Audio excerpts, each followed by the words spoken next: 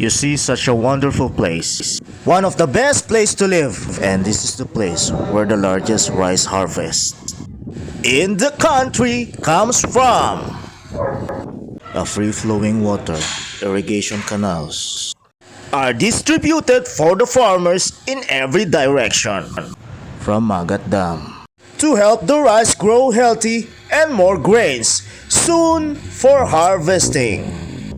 After the harvesting, a volume of wild domestic ducks were released to eat the leftover rice. And they will not waste a single grain. This leftover rice will help the ducks soon to reproduce more eggs. And this will be their playground for weeks where they can eat, swim and play. And some of them just lay eggs around these rice fields.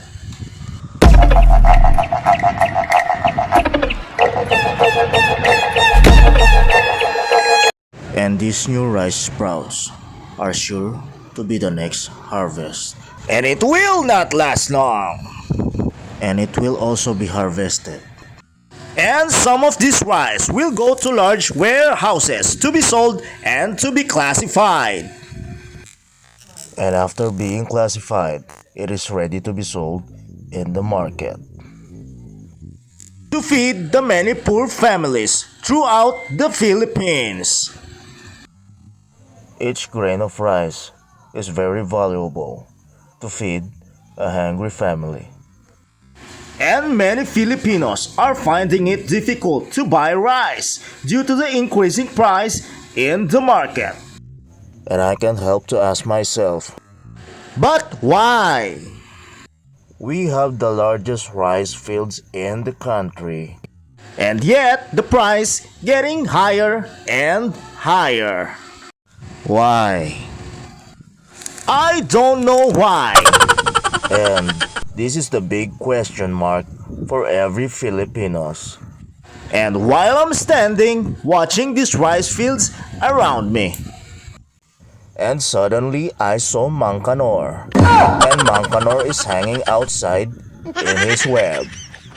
Back when I was young, we called this web swinger spider Gagambang Kalabaw. And this is one of the biggest Mangkanor I saw in my whole life. And do you know what is Gagambang Kalabaw? Gagambang Kalabaw is one of the non-venomous spider. But when you got bitten by the Gagambang Kalabaw, you will not become the Spider-Man. What? Instead, your face changed into cow. Wow! Is that a joke? Sana all. And this one is the Psyllium guajava tree. And it also known as the native guava of the Philippines. Sana all.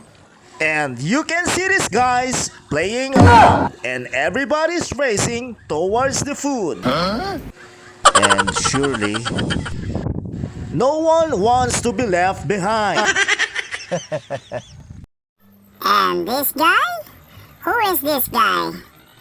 He's just the one who responsible for planting our rice so that all Filipinos can eat rice. Thanks to Kuya for planting our rice, though I forgot his name. Thank you so much, Kuya, and all the farmers. Thank you so much. A big salute to them because they plant regardless of the climate. Whether the sun is shining or even when it's raining. Pagkatakaw, pabo, baka, manok, nuang kalding. Emisub-sublina, bulbulo din na lang. Ano nga ka, no? Tilanda.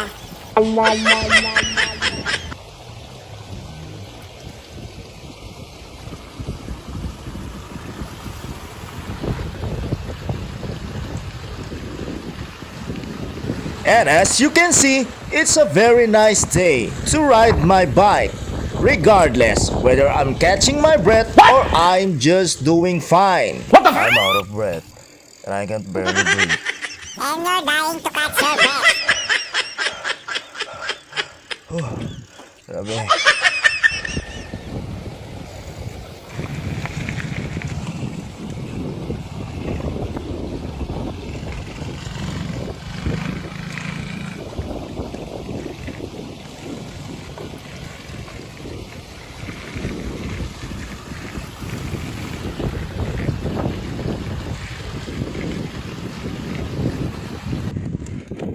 And you can see livestock are all around the area. Tara, habulin. But it's barely prohibited to take what is not yours. Oops, the son of the owner. Let's go guys, before he call his papa. Tara, alis tayo.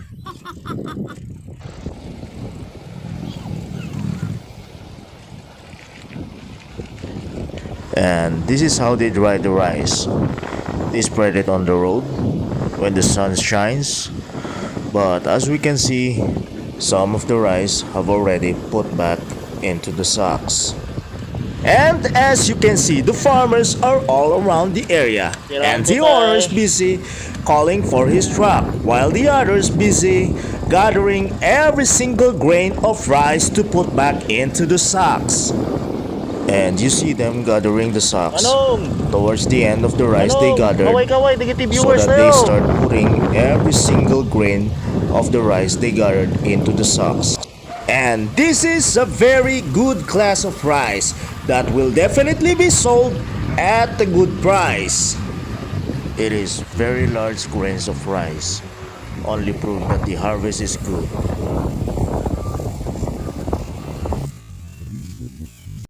And with the extremely long line of these grains of the rice they have collected, you will really be out of breath from pedaling the bicycle. Whew.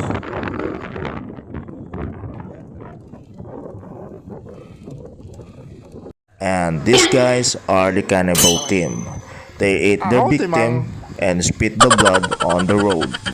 Just kidding! These are the good farmers who sacrifice a lot for the rice we eat every single day. They plant the rice, they grow the rice, they harvest the rice, and they dry the rice for you to cook at home. Let's thank our hard-working farmers, for they are true heroes.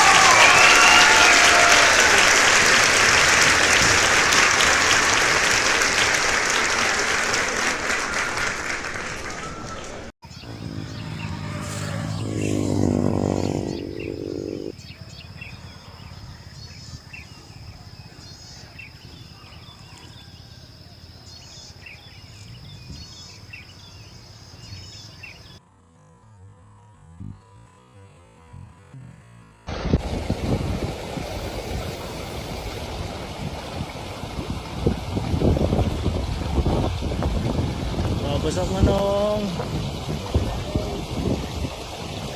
Tanto.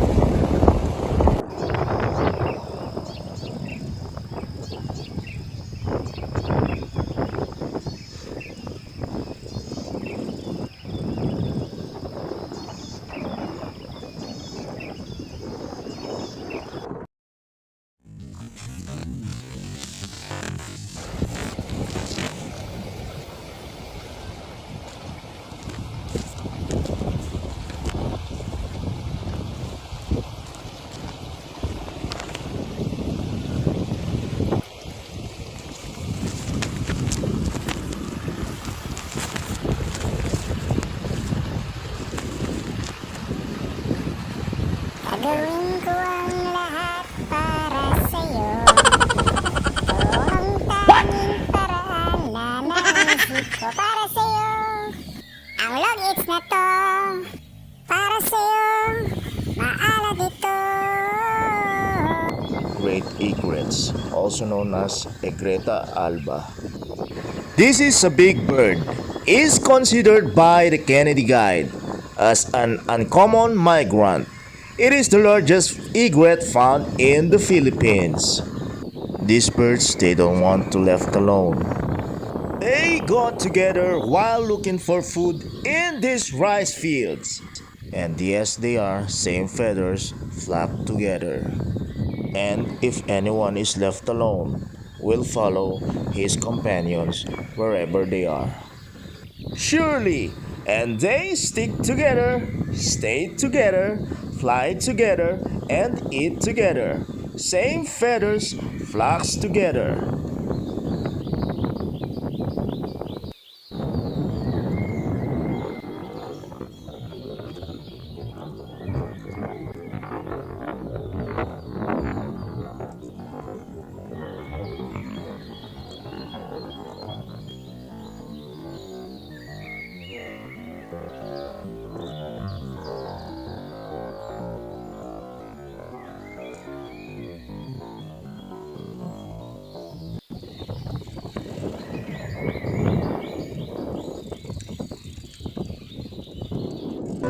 Lutan check!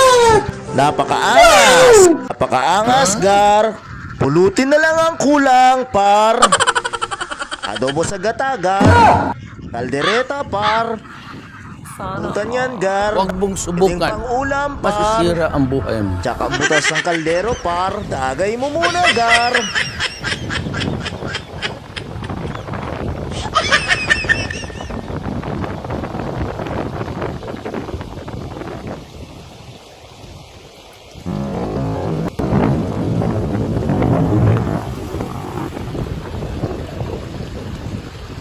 Kaway, kaway! Kaway!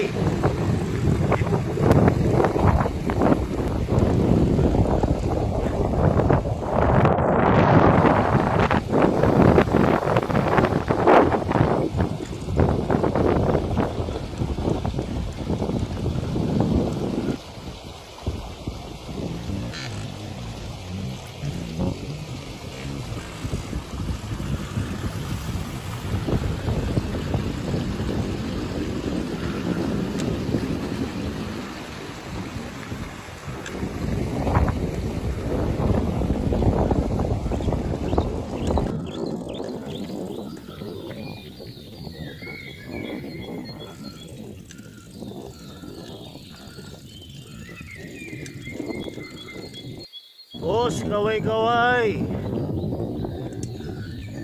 Salamat. Kiraan po. Oh, narit. Naman. Yeah, wag so.